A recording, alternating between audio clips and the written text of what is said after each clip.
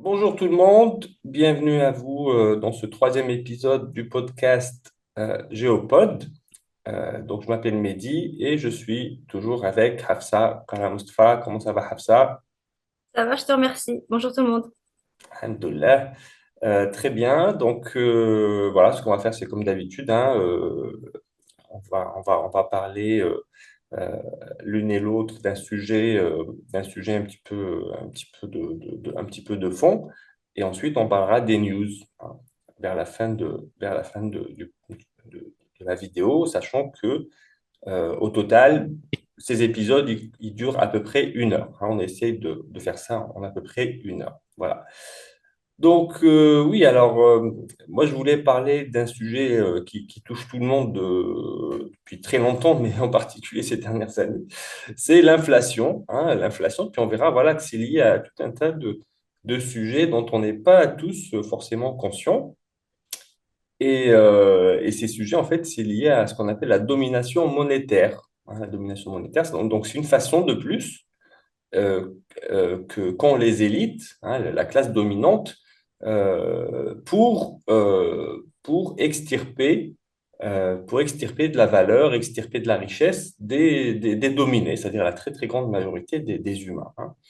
Et donc la domination monétaire, elle s'exprime de différentes façons. Une des façons les plus classiques et dont certains parmi vous tous et toutes qui nous écoutez, c'est par exemple ce qu'on appelle la dilution monétaire. Donc, vous avez peut-être entendu parler, hein. La dilution monétaire, par exemple, déjà à l'époque des rois, et voilà, enfin, à l'époque où il y avait, où c'était un petit peu plus, enfin, on ne parlait pas vraiment de démocratie et tout, hein, les choses étaient un peu plus brutales, il y avait déjà ce genre de pratique qui se faisait. Et comment est-ce qu'ils procédaient, par exemple, les rois, les souverains à l'époque, c'était que au début, ils créaient des pièces de monnaie qui sont soit en or. Donc là, une pièce en or, elle vaut enfin, elle a beaucoup de valeur, hein. Et puis, vous aviez aussi les pièces d'argent, hein. Les pièces d'argent, bon, ça permet de faire des achats de tous les jours parce que l'argent, voilà, ça a de la valeur, mais pas beaucoup, hein. Et en fait, la dilution monétaire, comment ça se passe? C'est que ces rois, ben, en fait, certains d'entre eux en tout cas, ces souverains, c'est qu'ils sont intéressés pour, par exemple, partir en guerre contre la province voisine, ou, hein, d'accord, le souverain voisin, ou alors pour aller beaucoup plus loin ou quoi. Donc là, ça coûte cher, évidemment, pour aller faire des guerres, ou alors ils veulent se construire des palaces somptueux, voilà, ils veulent se construire des choses un peu somptueuse, mais voilà, ils n'en ont pas forcément les moyens. Donc, pour tricher, hein, voilà, il y a une astuce qui existe depuis toujours, c'est la dilution monétaire. Donc, qu'est-ce qu'ils vont faire? Ils vont progressivement prendre les pièces d'or et d'argent qui circulent dans le village, par exemple, hein, ou dans la province, hein. Ils vont petit à petit transformer ces pièces d'or et d'argent sans rien dire à personne. Généralement, ils font ça en cachette, hein. Et ce qu'ils font, c'est que ils vont faire fondre ces pièces d'or et d'argent séparément, bien sûr, hein. Ils ne vont pas mélanger l'or et l'argent. On va prendre l'exemple des pièces d'or. Ils vont faire fondre les pièces d'or et puis ils vont mélanger, par exemple, du cuivre avec, hein. Ils vont ajouter du cuivre à ces pièces d'or. Ils vont créer des nouvelles pièces d'or. Et bien sûr, comme ils ont ajouté du cuivre, en fait, ils vont créer plus de nouvelles pièces qu'il y avait d'anciennes pièces, hein, d'accord? Et puis, ils vont mettre ces nouvelles pièces, hein, qui sont des pièces diluées, parce qu'en fait, c'est pas de l'or aussi pur qu'auparavant, donc ça n'a pas la même valeur. Mais comme ils font ça en cachette, ils remettent ces pièces en circulation, ils disent rien à personne, et ces pièces, au début, tant que les gens ne se rendent pas compte, ben, elles ont la même valeur aux yeux des gens, hein. Elles ont la même valeur. Donc, le roi ou le souverain, il se retrouve beaucoup plus riche tout à coup. D'accord? Parce qu'il a mis en circulation beaucoup plus de pièces et les gens, ils croient que chaque pièce, elle a toujours la même valeur qu'avant, alors que ce n'est pas vrai, hein. Donc ça, c'est la dilution monétaire, hein. Et en fait, la dilution monétaire, aujourd'hui, ben, ça existe toujours parce que vous savez que voilà, donc aujourd'hui, on est à l'époque moderne des États-nations, hein, on n'est plus à l'époque féodale, mais cette pratique existe toujours, c'est-à-dire que les souverains, les classes dominantes, quand elles veulent créer de l'argent à partir de rien, hein, en fait, qu'est-ce qu'ils vont faire? C'est ils vont imprimer de l'argent. Alors aujourd'hui, voilà, en français, on parle d'argent, hein, on parle d'argent pour désigner voilà, les pièces de monnaie, puis même les billets. C'est parce qu'à une époque, c'était vraiment de l'argent, de métal argent, hein, d'accord? Mais voilà, vous savez qu'aujourd'hui, les pièces, c'est surtout du cuivre et puis voilà, je crois du laiton et voilà, des métaux comme ça qui ne valent pas grand-chose. Alors déjà, à la base, aujourd'hui, les pièces en circulation, elles n'ont pas vraiment de valeur, contrairement à l'époque féodale. Donc, à l'époque féodale, à la limite, c'était mieux. D'accord? Au moins, les pièces, elles avaient vraiment de la valeur intrinsèque. D'accord? Et voilà, donc aujourd'hui, c'est plus du cuivre et puis des billets, du papier, hein, voilà. Alors, comme par hasard, le papier, il a plus de valeur généralement que les pièces en plus, hein. Et alors déjà, ça, c'est un problème, hein. C'est-à-dire que, en fait, toutes ces devises, hein, moi j'avais appelé ça des devises, et pas de la monnaie, parce que la définition de monnaie, justement, c'est quelque chose qui a de la valeur intrinsèque, hein. Donc toutes ces devises qui circulent dans les différentes économies, en fait, déjà, elles n'ont pas de valeur, mais en plus, les souverains, ce qu'ils font, c'est qu'en période de crise, ils impriment des billets en plus, hein, généralement, c'est des billets, parce que c'est là qu'il y a de la valeur en plus. Et puis même aujourd'hui, de toute façon, c'est surtout électronique. Donc en fait, aujourd'hui, il suffit de On n'a rien taper à faire. hein, voilà, il suffit de taper des chiffres dans un ordinateur de la banque centrale, et puis pouf, voilà, ça crée de la monnaie en plus qu'on va donner aux banques qui vont elles-mêmes emprunter ça, bien sûr, et elles vont se faire payer, voilà, ça fait partie des services bancaires, hein. Voilà, donc aujourd'hui, c'est comme ça qu'on fait de la dilution monétaire. Et le problème, c'est que quand on fait de la dilution monétaire, enfin, c'est un problème en soi parce que c'est vrai qu'on a dilué la valeur, mais au début, les gens ne se rendent pas compte, hein, donc ils croient que les devises en circulation ont toujours la même valeur, donc ils se font arnaquer en réalité, hein, d'accord? Mais aussi, le problème, c'est que ces souverains-là, ou les classes dominantes aujourd'hui, quand ils créent cette nouvelle masse monétaire, en fait, ils ne vont pas la distribuer de manière égale à tout le monde. Parce qu'à la limite, s'ils distribuaient cette nouvelle masse monétaire à tout le monde de manière égale, ça ne va rien changer en termes de richesse de chacun, chacune. Mais ce qu'ils font, c'est qu'ils vont se donner ça à eux-mêmes, comme à l'époque, le roi qui garde ça pour lui, pour aller faire la guerre, ou pour se payer des palaces et tout. Et bien voilà, ils vont garder ça pour eux et pour leurs amis, hein. Et en fait, voilà, ils profitent de crises, hein. D'ailleurs, Naomi Klein, qui avait écrit le livre La stratégie du choc il y a plusieurs années, je crois que c'était en Choc, 2006. choc Voilà, doctrine. voilà, The Shock Doctrine en anglais. Et ben c'est exactement ça, hein. Donc, ils utilisent des crises pour dire ah là là, c'est grave et tout, pour sauver la planète, il faut imprimer de la monnaie. Bah, c'est ce qu'ils ont fait pendant le Covid. Et c'est pour ça, enfin, moi je savais par exemple pendant le Covid, quand j'ai vu que ça imprimait de l'argent comme des fous partout, parce que voilà, les économies mondiales étaient à l'arrêt. Alors, c'était pas nécessaire, mais ça on en parlera peut-être une autre fois. C'était pas nécessaire de mettre à l'arrêt, de tuer les économies à l'époque. Mais je savais que quelques années plus tard, on connaîtrait une énorme inflation. C'est ce qu'on connaît aujourd'hui, hein. C'était évident.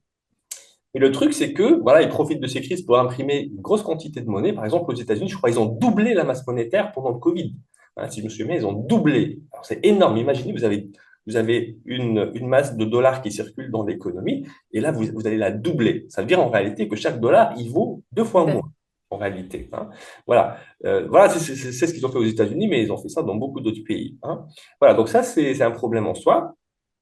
Et donc, en réalité, comme cette masse monétaire supplémentaire qui est créée, elle est surtout gardée par les élites, hein. Donc, qu'est-ce qu'ils ont fait, par exemple? Ils ont fait des crédits d'impôt à des grandes entreprises, voilà, des choses comme ça, alors que ces entreprises, elles n'avaient pas besoin, hein. Et puis, ils ont donné des miettes aux gens, hein, voilà, pour dire, oui, regardez, si on a imprimé de la monnaie, regardez, on vous donne. Mais en fait, ce qu'ils ont donné, c'est des miettes, hein.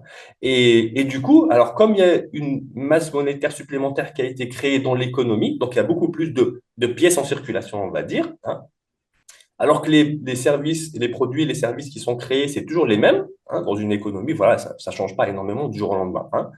Et ben, ce qui se passe, comme il y a beaucoup plus de quantité de monnaie, de quantité de pièces, on va dire, pour simplifier, et ben, ce qui se passe, c'est que le prix va à la hausse, hein, c'est normal, hein, pour matcher les produits et services d'un côté et la quantité de monnaie de l'autre, ben, puisqu'il y a beaucoup plus de monnaie, ben, en fait, le prix augmente, hein, pour matcher les deux.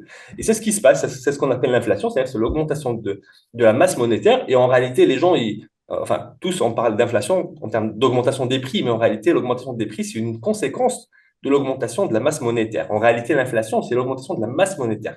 C'est la vraie D'accord. cause, hein. Et, euh, donc voilà, donc ça veut dire que les petites gens, bah, ils vont subir l'augmentation des prix alors qu'ils ont reçu juste des miettes de la nouvelle masse monétaire qui a été créée, alors que la classe dominante, les milliardaires notamment, bah, eux, ils voient leur fortune augmenter beaucoup plus que les prix. C'est-à-dire si les prix ils augmentent de 50%, les milliardaires, si vous avez remarqué, ils ont doublé, triplé leur fortune. Et ben c'est parce qu'ils ont capté l'essentiel de cette nouvelle masse monétaire qui a été créée.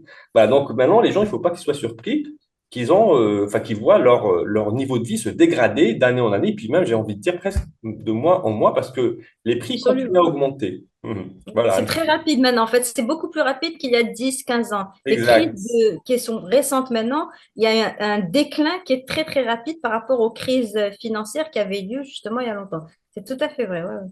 Voilà, oui, oui, et ça s'accélère, c'est parce que, voilà, par exemple, aux États-Unis, comme je le disais, ils ont carrément doublé la masse monétaire. De toute façon, les élites, elles font ça, hein, elles testent les choses à petite échelle, puis si les gens ne disent rien, ben, ils augmentent, ils augmentent, ils augmentent, ils augmentent. C'est comme ça qu'ils font.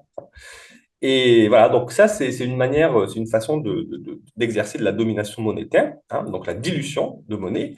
Mais il y a aussi d'autres façons. Bon, on n'aura pas le temps d'en parler aujourd'hui, mais juste pour vous donner une idée, c'est le fait, par exemple, que le dollar est devenu, depuis la Deuxième Guerre mondiale, depuis l'après-Deuxième Guerre mondiale, est devenu la réserve mondiale de change. Hein, d'accord? Donc, les États-Unis, ils ont imposé le dollar, surtout parce que l'Empire britannique s'était effondré pendant la Deuxième Guerre mondiale, et sa monnaie avec, hein, le livre sterling, ou la livre sterling, et en fait, il fallait une nouvelle monnaie mondiale, en tout cas, c'est comme ça que c'était vu. Hein, et voilà, comme c'était les États-Unis qui étaient les nouveaux maîtres du monde, ben, ils ont imposé le dollar et ça a eu tout un tas de conséquences derrière. Voilà, mais dont on parlera une autre fois parce que là, on en a pas le temps. Voilà. En tout cas, c'est un sujet sur lequel je reviendrai dans les prochains épisodes parce que voilà, il faut vraiment comprendre d'où ça vient. Les gens ne comprennent pas forcément pourquoi est-ce que leur niveau de vie est ratatiné d'année en année, mais voilà, en fait, on sait très bien pourquoi on sait très bien d'où ça vient tout ça. Voilà, donc à toi, Hafsa, de quoi voulais-tu nous parler aujourd'hui? Bah, déjà, j'aimerais rebondir sur ce que tu viens de dire parce que c'est vraiment très, très intéressant. Parce qu'en fait, tout est imbriqué. Je veux dire, ce que tu racontes là euh, est lié, que ce soit à la Palestine, aux guerres, etc. Donc, c'est très intéressant, en effet, de voir comment la genèse de tout ça, comment ça débute, comment c'est préfabriqué, etc. Et encore une fois, c'est vrai que c'est très, très intéressant de rappeler que les crises, en fait, qui sont des crises catastrophiques pour l'humanité, sont, et c'est ça toute l'horreur du capitalisme acharné, sont en fait du pain béni pour les monstres qui nous gouvernent, puisque à chaque crise, ils arrivent à en tirer profit. Et d'ailleurs, on a vu que les milliardaires, les grosses, grosses fortunes, ont triplé, ont doublé leur fortune au moins au lendemain du Covid, alors que les petites entreprises, les petits restaurateurs, les petites entreprises, etc., ont fait faillite à cause de politiques du Covid catastrophiques. Les grosses fortunes, elles, en revanche, ont triplé leur fortune. Et donc ça, voilà, c'est toute l'horreur du capitalisme. Et moi, je vais parler, alors encore une fois, c'est certain, c'est lié évidemment, c'est l'identity politics, parce que très souvent, alors toi et moi d'ailleurs, notre sujet de prédilection, c'est l'anti-impérialisme, et l'un des outils de l'impérialisme, ça a toujours été la politique du diviser pour mieux régner. Encore un peu de pub, puisque j'ai écrit des livres sur ce sujet, et j'ai énormément écrit, je me suis énormément exprimée là-dessus. Mais pour les pays colonisés et dominés, donc, on pratique la division en termes ethniques, religieux, donc entre musulmans et chrétiens, entre musulmans sunnites et chiites, au Maghreb, entre arabes et berbères, en Turquie, entre kurdes et turcs, etc. Donc, là où on trouve une faille, on va l'exploiter. En Europe, c'était beaucoup plus difficile parce qu'on a essayé d'abord pour fonder les États-nations de créer une cohésion nationale, pour dire on est tous, c'est le même drapeau, on est tous unis derrière une même langue, etc. Mais finalement, ça, c'était pas très pratique parce que pour maîtriser, pour mater une population, il faut qu'elle soit affaiblie.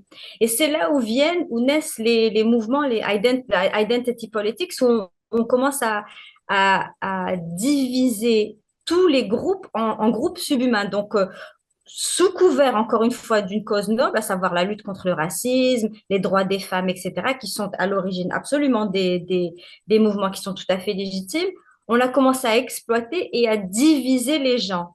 Et donc, aujourd'hui, dans les pays occidentaux, chacun s'identifie en fonction de son groupe. Donc, on revient à une espèce de tribalisme identitaire. Alors, c'est soit toutes les femmes, c'est les femmes gauchisantes, c'est les noirs, c'est les noirs et les bruns, c'est les homosexuels. Le mouvement LGBT a été peut-être l'un des meilleurs exemples de cette fragmentation. Et donc, tout le monde ne s'identifie plus à la nation et au groupe social, et donc n'est plus un groupe cohérent qui peut lutter pour les droits communs, mais chacun va lutter pour les siens. Et donc, bien évidemment, plus on est fragmenté, plus on est facilement, on nous maîtrise mieux et on nous domine mieux. Donc, la réponse du diviser pour mieux régner dans les pays colonisés, c'est la fragmentation de l'identity politics avec chacun qui va défendre, si tu veux, sa tribu. Je pense aussi que c'est d'ailleurs, en fait, si on rejoint un peu à l'histoire de ce qui se passe en Palestine, alors, c'est un peu compliqué ce que je vais dire là, et je pense qu'aussi il faudra lui consacrer encore une émission. C'est par rapport à la diabolisation du panarabisme, parce que les mouvements qui sont nés au lendemain au moment plutôt des mouvements décoloniaux, c'était d'essayer de se réunir autant que possible autour de faits qui nous paraissaient communs. Donc, le panarabisme, on a découvert, on a jugé qu'il y avait une vingtaine de pays qui parlaient plus la même langue, à quelques nuances près, qui étaient unis par énormément de choses. Donc, on va faire front commun contre l'impérialisme. Et donc, la réponse à ça, ça a été de fragmenter les mouvements panarabistes et les diaboliser au point où aujourd'hui, dans énormément de pays, en particulier au Maghreb d'ailleurs, se dire panarabiste, c'est l'équivalent de se dire pratiquement intégriste ou sioniste, etc.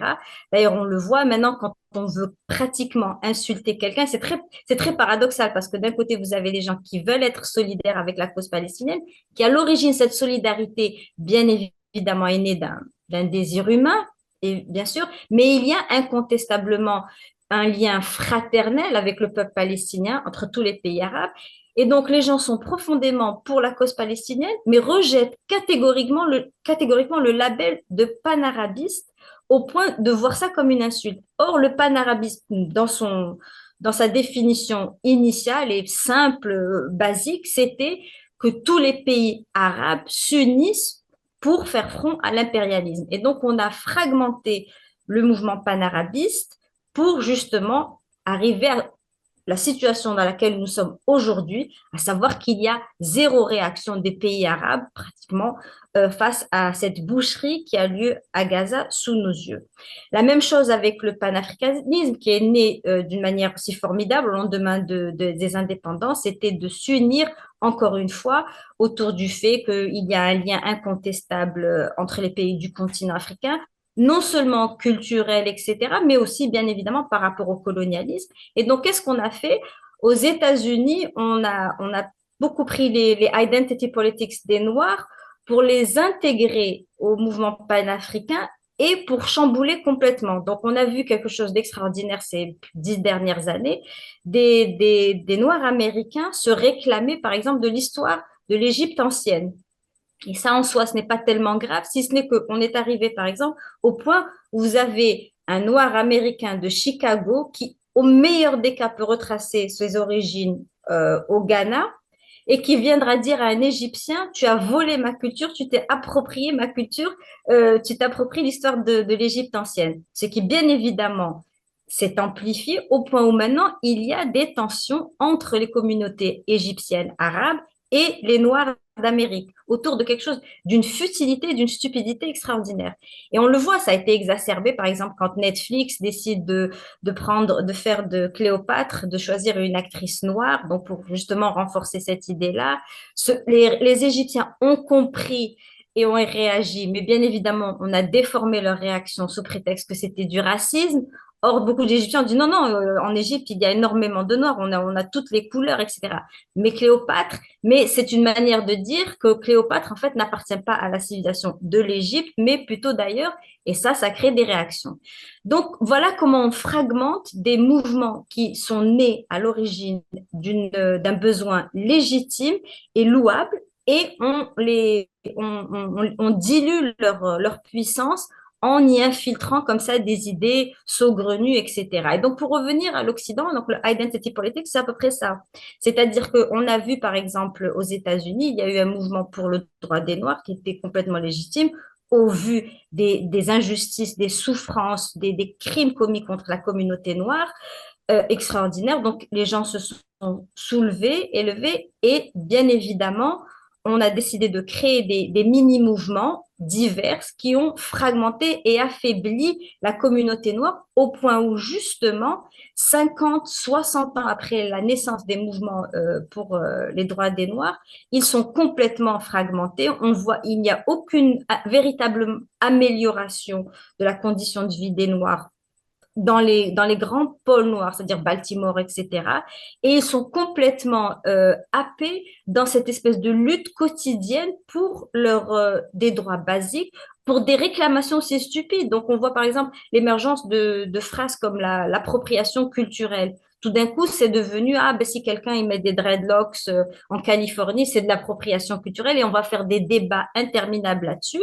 Et donc, pendant qu'on débat qui a le droit de mettre des dreadlocks en Californie, on ne va pas véritablement parler pourquoi aux universités, il n'y a pas plus d'accès aux Noirs, pourquoi il n'y a pas plus de Noirs en politique qui défendent le droit des Noirs, comme on voit les Juifs défendre les droits des Juifs, par exemple. On ne voit pas toutes ces choses-là. Pourquoi? Parce on s'est assuré que les Noirs aux États-Unis sont plus plongés dans des débats stériles sur voilà, les cheveux, la cuisine, l'Égypte ancienne, qui a le droit de se faire appeler Néfertiti, etc., plutôt que les sujets de fond. Idem, donc en Europe, ça a été via l'LGBTisme, et donc la naissance il y a 6, 7 ans de cette question du transgenre, qui est très étrange parce que, a priori, les transgenres, c'était des gens qui souffraient d'un état, en fait, d'une condition où ils ne se sentaient très mal à l'aise dans leur corps au point de vouloir changer de sexe. Ça aurait été une condition psychologique, et tout d'un coup, on l'a attribué au LGBTisme qui, lui, était une défense par rapport aux minorités sexuelles. Donc, on voit un mélange des genres, et on s'est mis à dire aux gens, mais si, cet homme, un homme d'un mètre 95, qui cherche du 45, qui a tout d'un homme, et on lui dit, mais si lui se sent femme, c'est une femme, et si tu n'es pas d'accord, tu es raciste, et tu es extrémiste et intolérant. Et on a façonné un nouveau débat au point où ça a créé une fragmentation totale de la société. Et le génie, en fait, de la question du transgenre, c'est que on est arrivé à un point où des personnalités politiques se sont imposées sur la scène politique en déclarant tout simplement, ah ben non, une femme c'est une femme, mais un homme c'est un homme. Et seule une femme peut tomber enceinte, et un homme ne peut pas tomber enceinte. Donc, cette espèce on a tellement chamboulé le bon sens qu'on a ramené le bon sens, en fait, à dire des choses, mais d'une banalité extraordinaire. Et on s'est mis à célébrer, et donc la droite a très, très bien compris avec le mouvement anti-woke, des personnes se sont imposées sur la scène politique par le simple fait de dire, ah mais non, une femme c'est une femme et un homme c'est un homme. C'est génial en fin de compte. Enfin, dans la perversité, c'est quelque chose de génial, parce que on s'est retrouvé à féliciter des gens incompétents, des gens bêtes, pour peu qu'ils déclarent une phrase toute simple de bon sens. D'ailleurs, au passage, en Grande-Bretagne, il y a une ministre premier ministre femme qui a été élue, dont plus personne ne se souvient du nom, parce sa durée de vie à Downing Street a été plus courte que la vie d'une laitue. Le nom qu'on retient, c'est laitue. Pourquoi? Parce que son parcours a été tellement court à Downing Street, en fait, parce qu'elle a ruiné l'économie en moins d'un mois. Sa durée de vie a été plus courte que celle d'une laitue qu'on laisse dans un frigidaire. On a fait la comparaison. Et donc, on se souvient d'elle comme étant le premier ministre laitue. Et ce qui a fait qu'elle a remporté les élections à la tête du Parti conservateur et est devenue Premier ministre, c'est sûr, c'est le fait qu'elle ait déclaré, suite à une interview, non, non, non, en ce qui me concerne, une femme, c'est une femme et un homme, c'est un homme. Et là, tout le monde, ah, c'était émerveillé. Oh, mais quel courage, cette femme. Oh, mais vraiment, voilà, on a besoin d'une femme courageuse. En fait, quand elle était d'une incompétence criarde, elle a ruiné l'économie en moins de 4-5 semaines. Et voilà. Mais on s'est mis à féliciter des gens pour des phrases qui étaient qu'on n'aurait pas prononcées il y a 10 ans, tout simplement. Je veux dire, ça ne nous venait pas à l'idée il y a 10 ans de dire ces choses-là. Or, aujourd'hui, voilà ce qu'on dit. Et c'est ça l'identity politics, c'est-à-dire de créer des subdivisions au sein des communautés. Donc, on n'est plus des citoyens avec nos droits. Point final. On devient des blancs, des noirs, des musulmans, des chrétiens, des homosexuels, des transgenres, etc. Et c'est constamment cette subdivision qui fait que plus on est divisé, plus on est facilement contrôlable. Donc voilà, les pays, les puissances impérialistes, finalement, et c'est ça peut-être le comble de l'ironie, c'est qu'ils ont découvert le filon dans nos pays en nous divisant, en nous fragmentant pour mieux nous maîtriser. Et au final, ils se sont rendus compte que c'était une excellente technique et qu'il fallait l'appliquer dans leur pays. Et voilà pourquoi aujourd'hui, il y a l'identity politics qui fragmente les gens et qui fait que justement, face à toutes ces injustices dont tu parles, donc ces inflations galopantes, etc., qui peuvent être maîtrisées parce qu'elles sont artificielles, c'est ce qu'il faut rappeler, c'est ça l'important. Donc, toutes les réactions légitimes qu'on pourrait avoir face à cela, on ne peut plus les avoir. Pourquoi? Parce qu'on est tous attachés à notre tribu. On ne va plus combattre au nom du groupe, on va tout simplement lutter au nom de notre groupe plutôt que du bien commun. Et ça, bien évidemment, c'est du pain béni. Donc, pour les psychopathes, comme on l'avait dit la semaine dernière, qui nous gouvernent. Voilà ce que je voulais dire sur identity politics et donc comment tout est imbriqué finalement avec l'argent, avec les crises, avec les guerres et puis bon, évidemment avec l'impérialisme et son côté monstrueux. Voilà. Oui, oui, merci, merci Rafsa pour cet éclairage. C'est vrai que c'est très, très, très intéressant et très, très subtil. Et ça permet de comprendre comment effectivement les élites concrètement arrivent à diviser les gens. Alors pour ce qui est de la civilisation égyptienne, alors il y avait Cheikh Anta Diop qui avait démontré que c'était une civilisation noire à une époque où comment dire, le domaine de l'égyptologie était dominé par des chercheurs blancs, ce qui est normal. C'est pas parce qu'ils sont supérieurs, c'est parce que les chercheurs noirs, alors quand ils n'étaient pas discriminés, ils essayaient de survivre, évidemment, hein, en tant que colonisés, qu'indigènes et qu'esclavisés. Hein. Donc voilà, donc c'était un domaine qui était dominé par des blancs, mais lui, il est venu avec des preuves. Hein. Au début, il y a eu de la résistance, mais petit à petit, les gens, les scientifiques, même blancs, qui étaient donc qui avaient profondément absorbé, évidemment, le, comment dire, l'idéologie raciale, comme quoi les Noirs ne pouvaient pas construire une civilisation aussi extraordinaire, hein, parce qu'on ne sait toujours pas comment les pyramides ont été construites. Et en Mhm. fait, lui, voilà, ses travaux à l'époque, s'agissait de casser ce mythe comme quoi les Égyptiens étaient des Blancs. Hein. En tout cas, les Égyptiens étaient des Africains. Hein, d'accord? Absolument. Et c'est Voilà. ce que je veux dire par là, c'est que les Égyptiens, quand ils ont réagi à ce qui s'est passé aux États-Unis, c'était pas pour dire il n'y a pas de noirs, etc. Déjà, les plus anciennes pyramides se trouvent au Soudan. On l'oublie très souvent, mais les plus anciennes sont au Soudan. Et donc, c'est presque une évidence, je dirais, qu'au tout début de la civilisation égyptienne, c'était une civilisation noire, incontestablement. Mais comme il y a une ouverture sur la Méditerranée et il y a eu énormément d'échanges, donc la population s'est métissée au point où on arrive à Cléopâtre. Et Cléopâtre n'était non seulement blanche, mais en fait, elle n'était même pas d'Afrique puisqu'elle était, elle, de Grèce. Donc, parce qu'à un moment donné, évidemment, il y avait l'Égypte, au moment de son déclin final, c'était complètement dominé, etc. Donc, c'était plus l'Égypte. Enfin, c'est une civilisation qui a duré 3000 ans. Donc, l'idée qu'il puisse y avoir une espèce de population homogène pendant 3000 ans avec une ouverture sur la Méditerranée, Méditerranée, c'est ridicule. Donc ça c'est clair. Et les Égyptiens, comme je l'ai dit, ne contestent pas la couleur de la peau, mais tout simplement le fait qu'aujourd'hui, il y a des gens aux États-Unis qui viennent leur dire, vous n'avez pas à vous réclamer de cette ancestralité égyptienne, alors que tout de même, il y a leur présence ancienne et donc ils sont les gardiens de l'histoire ancienne qui est la leur. C'est ça où est le problème. Et je pense aussi que, d'ailleurs, Bassem Youssef, l'Égyptien, avait très, très bien dit en disant, c'est très dommage ce qui se passe aujourd'hui par rapport à ces mouvements-là, parce que justement, il ne parle pas des autres grandes civilisations africaines. Et c'est ça le problème, c'est qu'on se. D'ailleurs, l'Égypte, elle fascine tout le monde. Tout le monde a envie d'avoir un morceau d'Égypte. L'Algérie, on a bien été. Il y a des gens qui ont été faire une statue en carton-pâte à Tizi Ouzou, une ville qui a été créée par décret impérial en 1845 et qui a fabriqué un pharaon de parc d'attractions pour dire voilà notre ancêtre. Donc tout le monde a envie d'un bout de l'Égypte ancienne. Et c'est ça ce qui est un peu rigolo et triste en même temps. Donc les Égyptiens ne sont pas réfractaires à la couleur de la peau. Les Égyptiens sont de toutes les couleurs. Et évidemment, il y a des Noirs et c'est une civilisation africaine incontestablement. Mais c'est le fait de voir des Noirs d'Amérique venir dire à des Égyptiens, non, non, non, vous n'avez aucun droit. Et puis avec cette fameuse phrase aussi qu'on entend aussi en Algérie, aussi retourner en Arabie, etc., comme si eux n'avaient aucun rôle dans leur propre pays. Donc, c'est ça où on crée les tensions, en fait.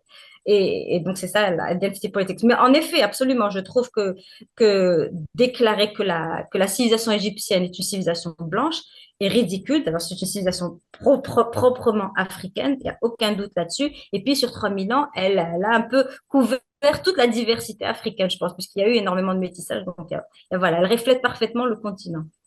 Oui, et donc on voit, parce que chez Anta Diop, encore une fois, il a insisté sur le caractère noir de la civilisation égyptienne. C'était pour casser ce mythe extrêmement puissant de l'époque, comme quoi les Égyptiens n'étaient pas des Noirs, ni même des Africains. Voilà, en tout cas, c'était ça Ridicule. l'idée.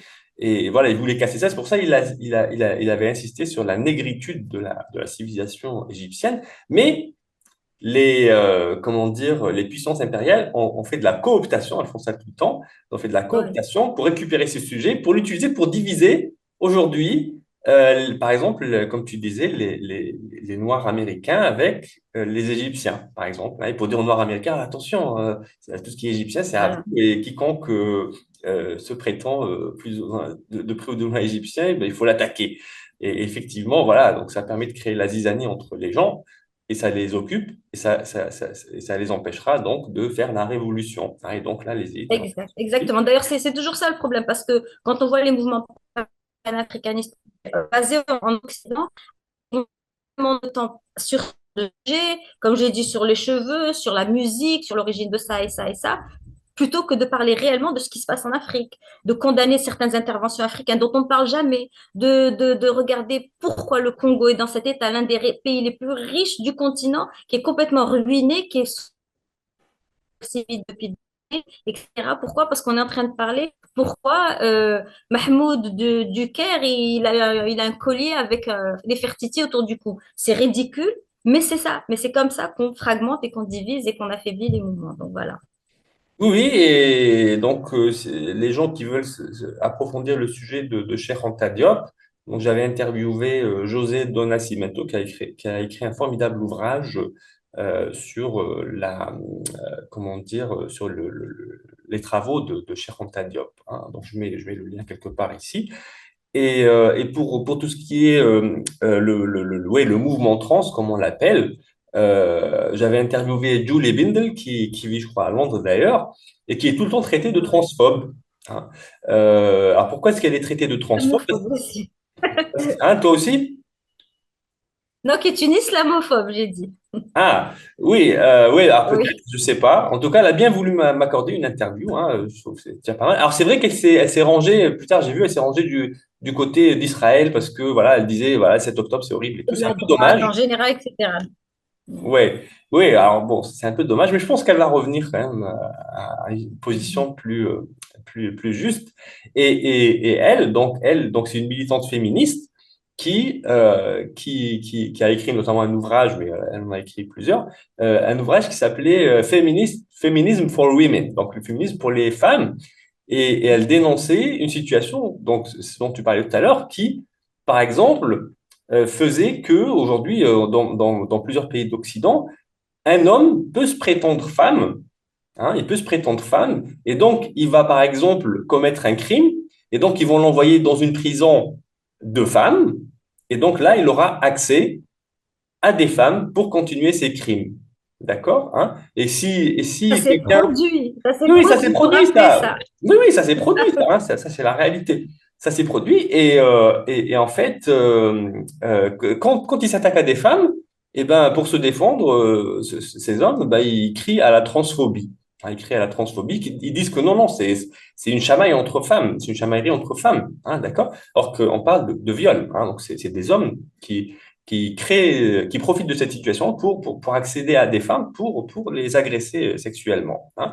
Voilà, donc ça, c'est la situation qui a été créée par, ce mouvement trans qui est créé évidemment par les élites, hein, pour créer de la division, mais aussi pour arracher les gens à leur nature d'humain, à leur nature d'humain, hein, et pour les transformer en autre chose, hein. Donc, c'est ce qu'on voit, c'est ce qu'on a dit. Je voulais juste Oui. Je voulais juste te dire, imagine le comble de l'absurdité, c'est que jusqu'en 2017 à peu près, alors les statistiques étaient claires, donc 99% des viols étaient commis par des hommes. Et Mhm. puis tout d'un coup, comme les définitions ont changé, en 2019, on est passé à 45% des crimes étaient désormais commis par des femmes. Tout d'un coup, les femmes se sont transformées en Voilà, violeuses. voilà, Pourquoi? Parce qu'on a catégorisé les hommes trans comme femmes. Donc, voilà. l'absurdité, Oui. elle est époustouflante. Et voilà. Et ceux qui dénoncent, eh ben, on les condamne, on les traite de phobes et Exactement. de machin. Oui, donc on voit qu'en réalité, ce mouvement trans, c'est une attaque contre les femmes, hein, c'est une attaque contre... c'est ce qu'elle dit, Julie Bindel, elle est traitée de transphobe à cause de ça. Mais on voit bien que... C'est une attaque contre le bon sens, Oui, contre tout, quoi. voilà, oui, oui. Oui, et effectivement, ces statistiques montrent... Alors c'est vrai que les agressions viennent surtout des hommes, c'est une réalité. Et effectivement, là, avec toutes leurs popotes, là, ben, tout à coup, les femmes, elles sont aussi agressives que les hommes, quasiment. Voilà, donc Voilà. là voilà, on change complètement les, les données, hein. Et du coup, voilà, effectivement, plus rien ne veut rien dire, hein. Voilà. C'est ça le monde que créent ces élites, ouais, qui sont psychopathiques, parce que les psychopathes, c'est leur stratégie, hein, de diviser, y compris les gens autour d'eux. C'est pour ça que des gens comme Macron, autour de lui, tous ses conseillers sont divisés. C'est pour ça qu'il n'arrive plus à avoir un bon son de cloche, des retours pour prendre peut-être quelques décisions qui ont du sens. C'est la guéguerre, même dans son entourage, hein. Voilà, c'est typiquement ça. Bon, en tout cas, merci Hafsa pour ces éclairages. Très, très intéressant. Oui, donc je pense qu'il y a sûrement manière d'en reparler une autre fois pour approfondir, parce qu'il y a tellement de choses, il y a tellement de choses à dire en lien avec ce sujet.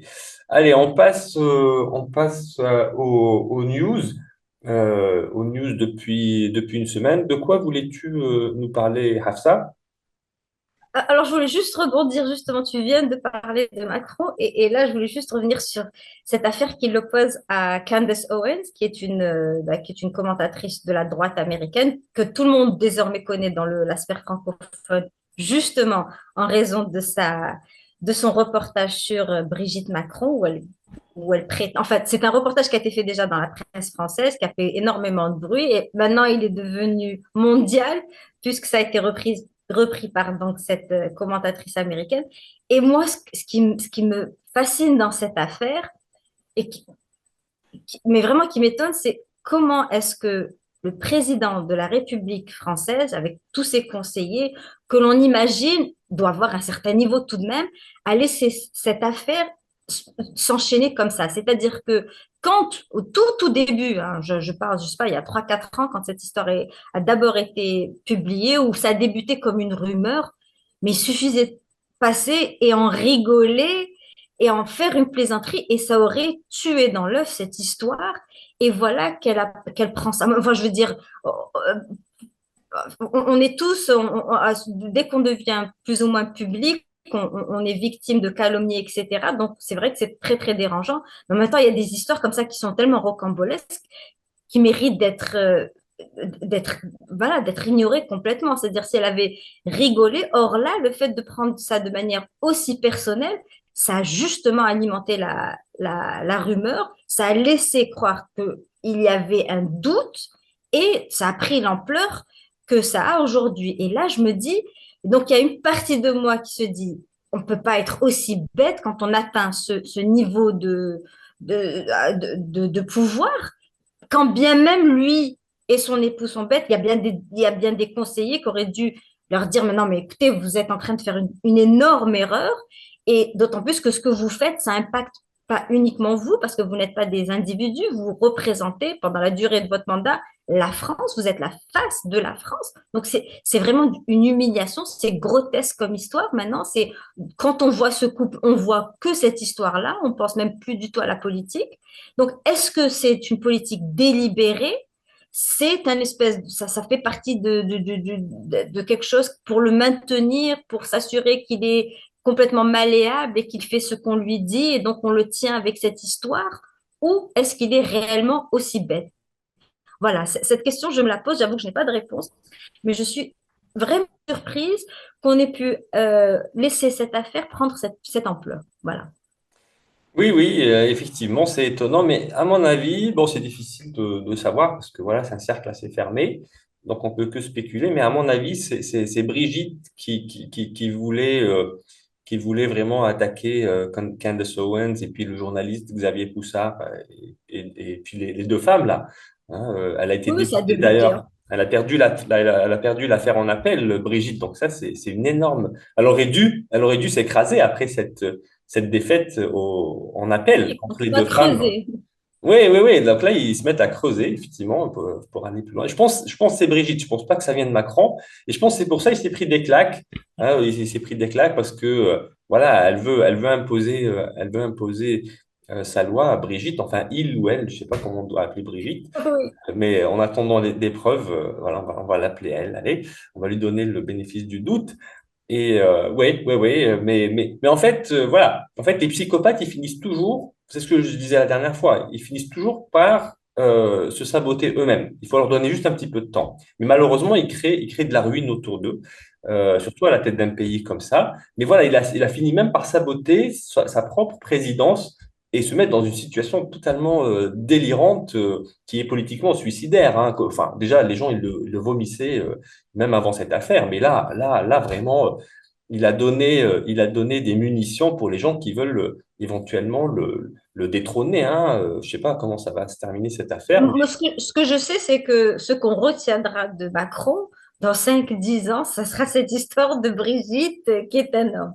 En fait, dans un sens, c'est peut-être pas plus mal, c'est-à-dire qu'on se souviendra plus de ses erreurs et de toutes ses bêtises, et tout ce qu'on retiendra, ça sera le fameux président qui était marié à un homme. Je pense que c'est ça, voilà. Ça sera comme ces espèces d'anecdotes qu'on lit comme ça dans l'histoire. Je pense que c'est Néron qui avait épousé son petit gardien, ou je sais plus qui, etc. Donc voilà, ça restera comme ça des histoires du président français qui était marié à un homme. Et peut-être c'est ça aussi. Ça va éclipser en fait toute la catastrophe de sa politique et de ses deux mandats.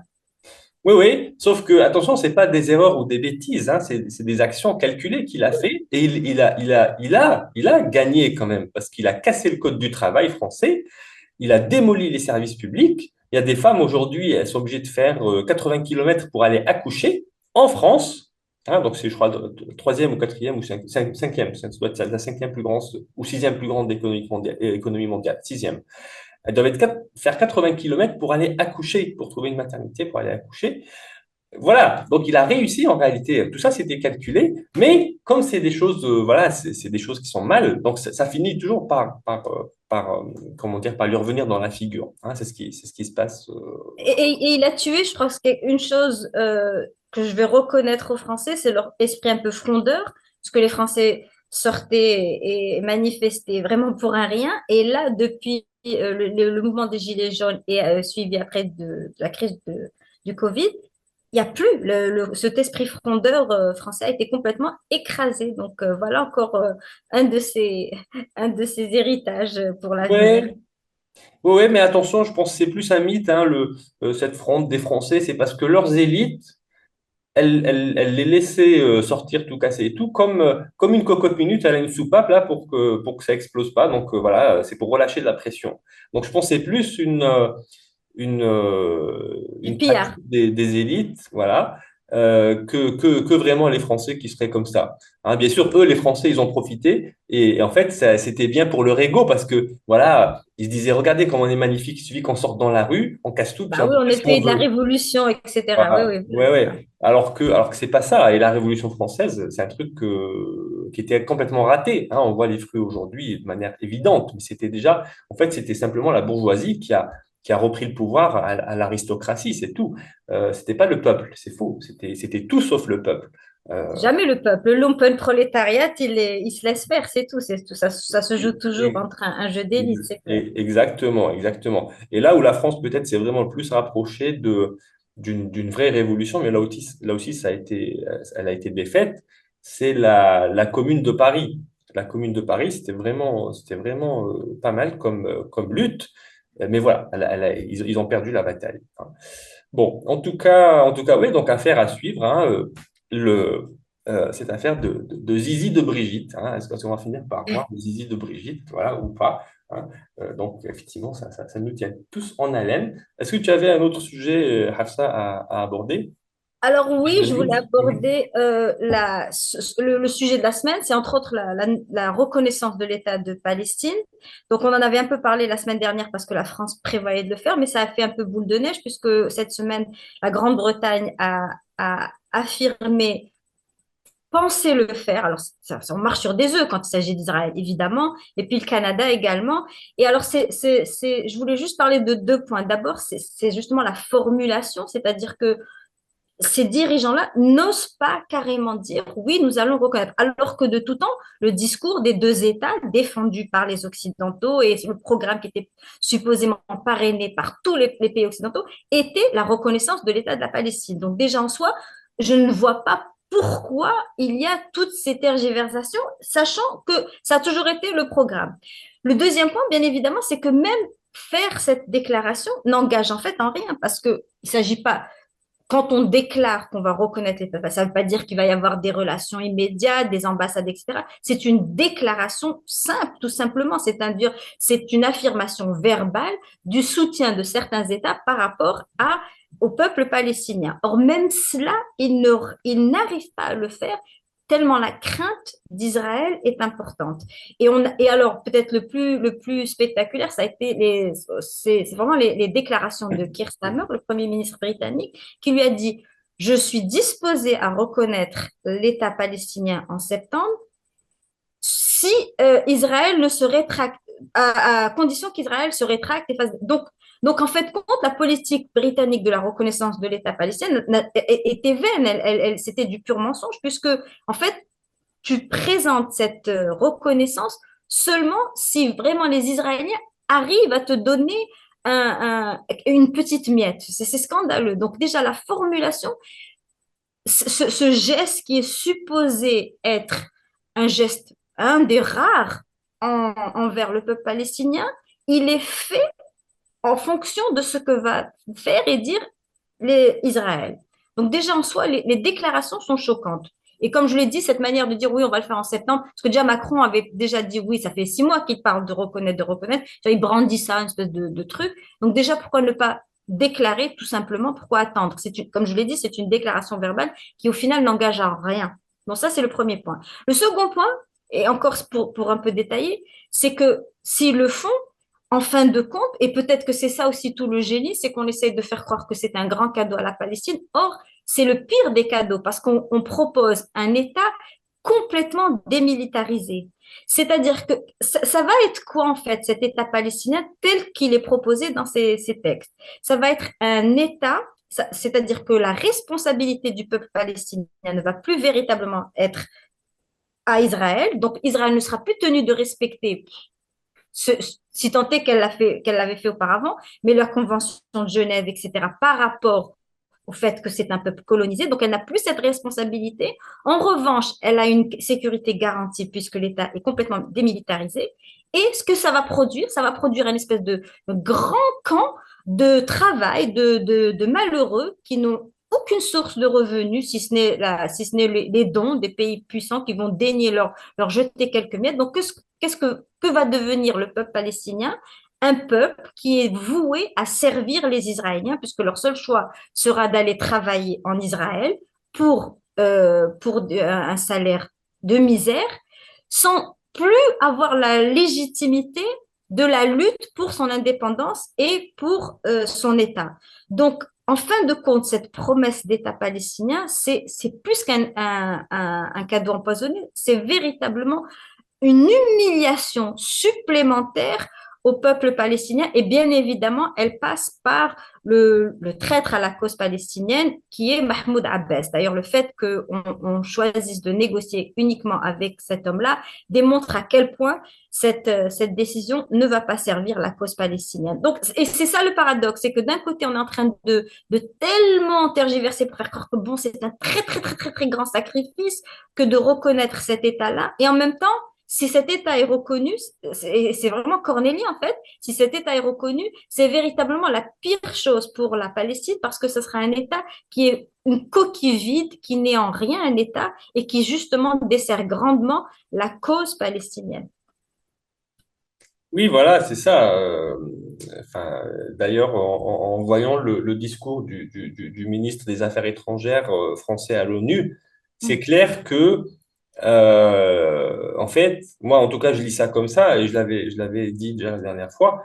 En fait, on voit bien que Macron, il dit reconnaître l'État palestinien, mais il dit jamais soutenir le peuple palestinien, hein. C'est parce que l'État palestinien, on sait de qui il parle, hein. Il parle pas du Hamas, il Ah parle oui, de oui, oui. l'autorité palestinienne, hein, qui sont, comme j'ai dit la dernière fois, c'est des traîtres.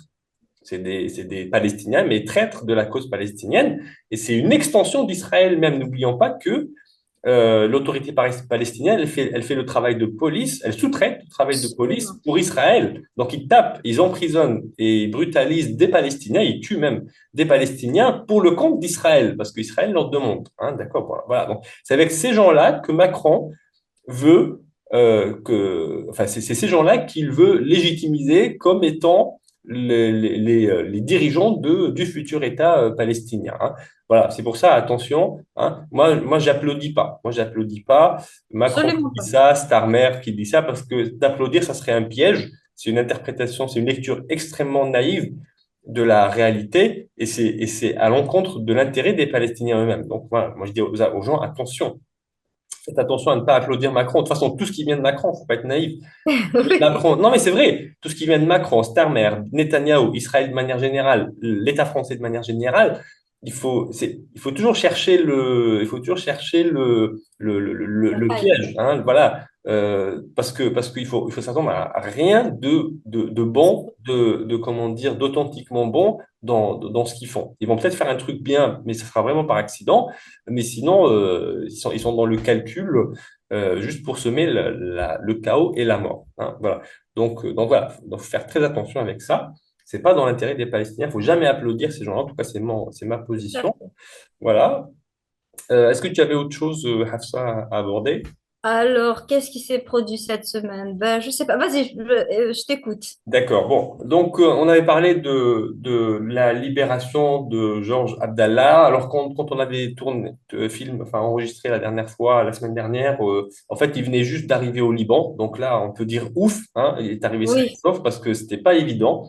Un grand révolutionnaire comme lui, la France et puis d'autres pays pouvaient très bien essayer de le saboter à la dernière seconde.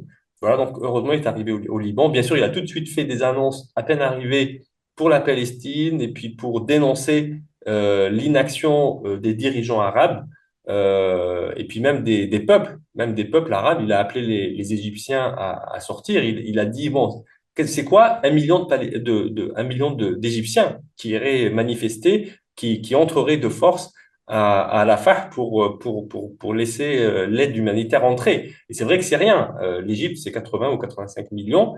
Voilà, donc 1 million, c'est rien du tout. Et voilà, il a raison, hein, il a raison. Donc, en tout cas, c'est un grand révolutionnaire, il faut l'écouter. Voilà, la famine à Gaza. Alors hier, Bissan Aouda, donc c'est une Palestinienne que tout le monde connaît, je pense, à ce stade, a réalisé une nouvelle vidéo. Donc elle a publié hier, moi je l'ai vu sur YouTube, montrant les méthodes perverses et sadiques de la Gaza Humanitarian Foundation. Hein, voilà, donc ils ont bien choisi le nom. Donc ça, c'est créé par les États-Unis et c'est autorisé par Israël. Hein. Donc on pouvait savoir à l'avance que l'objectif, c'était de torturer et de tuer des Palestiniens. Donc comment ils font, hein, d'après Bissan, c'est que voilà, ils posent des cartons ou des paquets de nourriture. Les Palestiniens, ils sont derrière une barrière. Et en fait, il y a clairement pas assez de paquets pour tout le monde. Après, ils ouvrent d'un coup les barrières. Et là, il y a des dizaines de milliers de personnes qui rentrent d'un coup. Chacun essaie d'avoir un paquet parce qu'ils crèvent tous de faim. Et voilà, donc déjà, il y a des personnes qui sont mortes à cause de ça, à cause du mouvement de foule. Mais en plus, de temps en temps, il y a des snipers qui tirent sur ces Palestiniens pour les tuer. Voilà. Donc ça, en fait, on voit bien que c'est un excellent exemple de déshumanisation totale, c'est-à-dire ils imposent aux Palestiniens une condition qui est celle de la famine, la vraie famine, hein, c'est pas juste la faim, c'est la famine. Et puis ensuite, ils créent une situation pour, en gros, transformer les Palestiniens en sauvages, en Ouais, barbares, c'est ça. voilà, en disant, ben, regardez, ils sont même pas fichus de s'organiser pour aller collecter la nourriture qu'on leur donne. Hein. On leur donne la nourriture, regardez, on leur donne bien de la nourriture. Regardez comme c'est des barbares, ils se marchent dessus, ils se tuent, etc. Et puis on est obligé de leur tirer dessus pour mettre un peu d'ordre.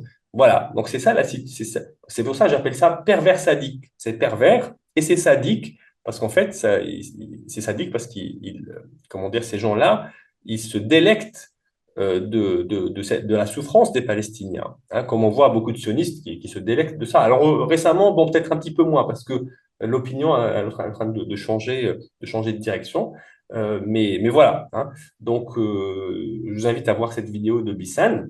Il y a pas que Bissenda, il faut rappeler que aussi Oui, il y a un officiel américain, Aguilar, qui a aussi raconté une histoire qui est très très touchante où lui-même va rencontrer un petit garçon et le petit garçon qui est affamé, qui a marché 12 kilomètres et il est là avec son petit sac de lentilles. Il va même, c'est très triste en fait, il va même lui embrasser la main pour lui dire merci. Et il découvre que en retournant, il a été tué par un sniper. Et il raconte ça sur les médias américains avec la gorge nouée. Il est très, très attristé. Ça a été énormément circulé. Bien évidemment, on est en train de le souiller pour dire qu'il a été renvoyé de je ne sais quel organisme caritatif, etc. Mais lui raconte cette scène et elle est extrêmement touchante. Et bien évidemment, venant d'un Américain qui faisait partie justement de ces organismes américains, ça a quand même assez de poids parce qu'il est arrivé avec tous ses a priori contre le peuple palestinien, plus ou moins, et il en revient en étant absolument choqué. Son témoignage est extrêmement pénible à entendre, et bon, comme cette famine d'ailleurs qu'il est. Parce qu'il faut rappeler aussi que, en fait, une famille, quand on meurt mourir de faim, c'est une mort absolument atroce parce que c'est les organes qui s'arrêtent un à un. C'est pas une mort soudaine. On meurt pas tout d'un coup de faim. C'est-à-dire que comme le corps n'a plus de nutriments et n'est plus nourri de manière adéquate, c'est peu à peu chaque organe qui cesse de fonctionner. Et donc, c'est une mort très lente, avec des violentes nausées, avec des crampes, d'une douleur extraordinaire. C'est l'une des morts les plus pénibles. Et voilà qu'on est en train de voir tout un peuple mourir à petit feu. oui, oui, c'est ça. Et d'ailleurs, le sujet d'après que je voulais aborder, c'est une vidéo qui a été publiée aussi, je crois, hier ou avant-hier, vidéo publiée par les Brigades Al-Quds, qui montre un soldat israélien de 22 ans qui est leur otage depuis 9 mois.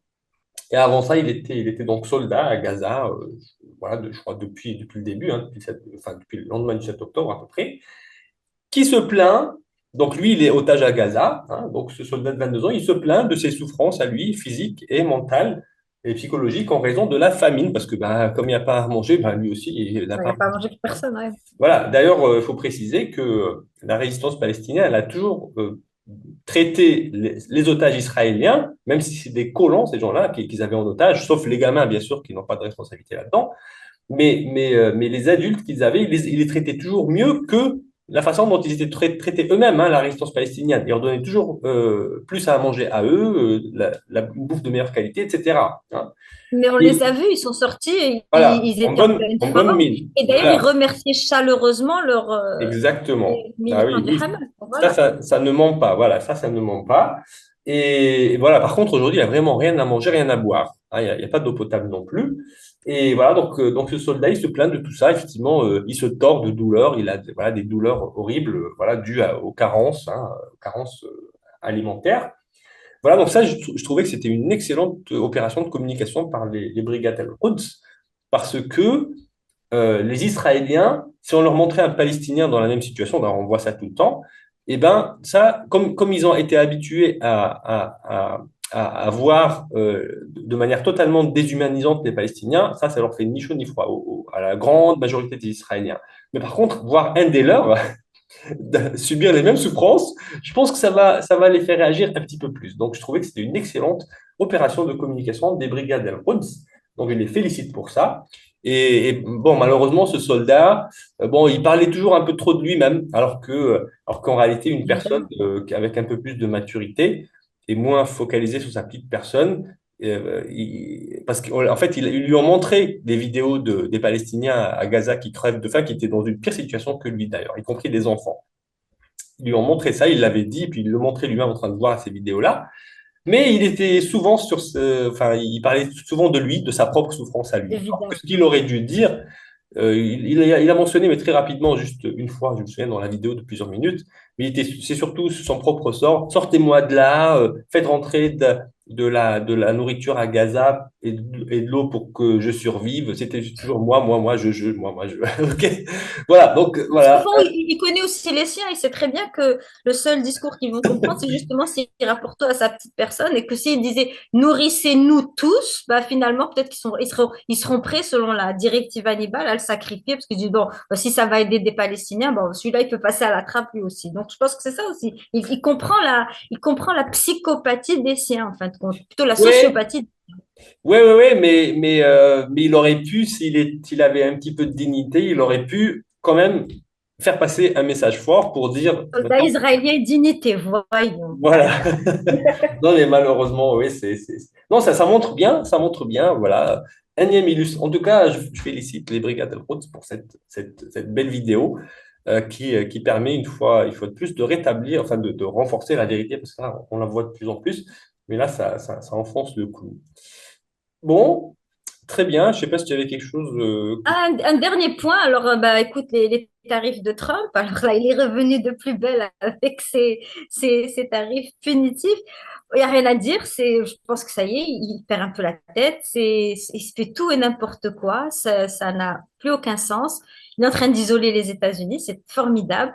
Et je pense sincèrement que s'il y avait c'est-à-dire qu'il n'y a pas mieux qu'un ennemi commun pour réunir les gens. Donc, je pense qu'aujourd'hui, quand on voit ce qu'il fait, il devrait y avoir un mouvement global pour boycotter les produits américains. Là, je pense que c'est véritablement ça s'impose. Je veux dire, il y a des choses qui sont c'est très difficile parce que bon, l'économie globale est intégrée et embriquée. C'est très difficile de boycotter certains produits dont on ignore l'origine, donc on utilise très certainement des produits américains sans le savoir, mais ceux que nous savons, les plus connus, il devrait vraiment y avoir un appel au boycott des produits américains et véritablement impacter l'économie américaine pour dire, vous savez, vous n'êtes pas indispensable. Parce que au bout d'un moment, il faut se rendre compte que cette attitude, comment on appelle ça, arrogante, etc., ça suffit, ça passe plus, on n'est plus, c'est plus John Wayne, là c'est la réalité,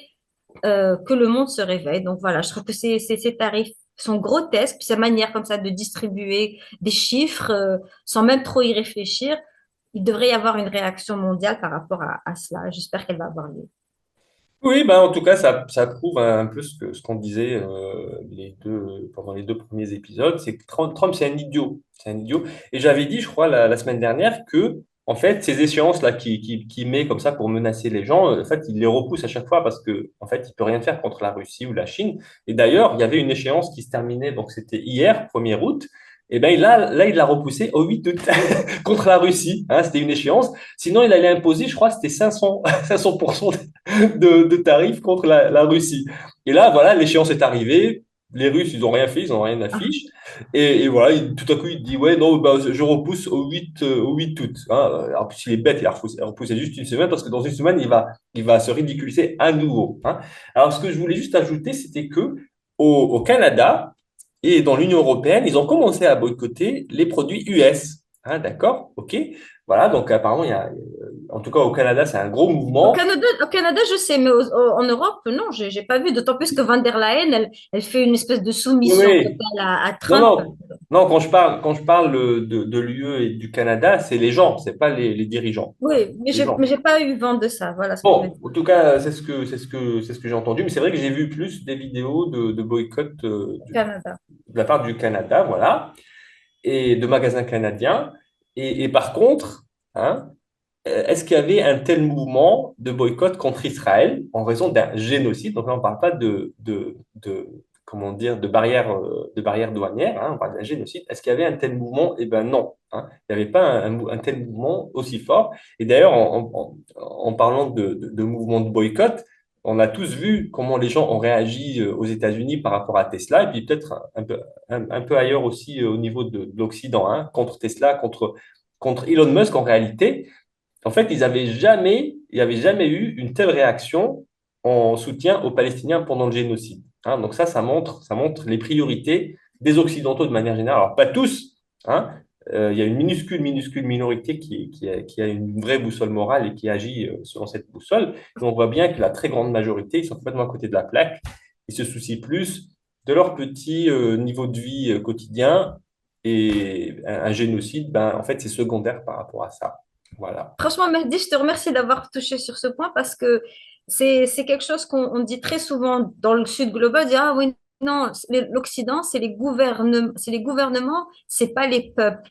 Mais la réalité est que quand ils sont touchés, les peuples, eux réagissent. Comme tu as si bien dit, il y a eu une réaction extraordinaire contre Tesla dès qu'il les a touchés, dès qu'il a coupé les vivres de certaines organisations qui les touchaient personnellement. Donc, ils ont ce côté, quand ils savent faire la part des choses.